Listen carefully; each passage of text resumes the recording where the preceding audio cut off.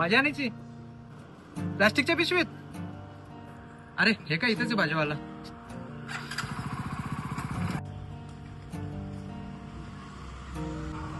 मावशी वांगी कशी दिली? 40 रुपये पावशेर.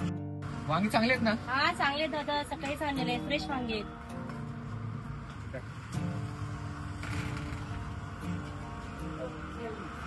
पिशवी द्या. तुमच्याकडे आहे ना प्लास्टिकची पिशवी? द्या ना त्यामध्ये. हो कापडी पिशवी आणत जा.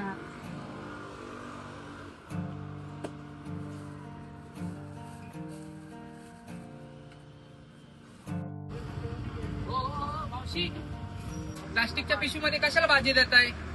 हो साहेब, आम्ही प्लास्टिक नाही ठेवलं तर आमच्याकडनं भाजी कोण विकत घेत नाही. अहो मावशी, तुम्ही जे प्लास्टिक युज करता ते वापरायचं नाही. ते तुम्ही जे प्लास्टिक युज करता ते 75 मायक्रॉनच्या खाली आहे. त्याचं 500 ते 400 वर्ष विघटन होत नाही. किती? 400 ते 500 वर्ष?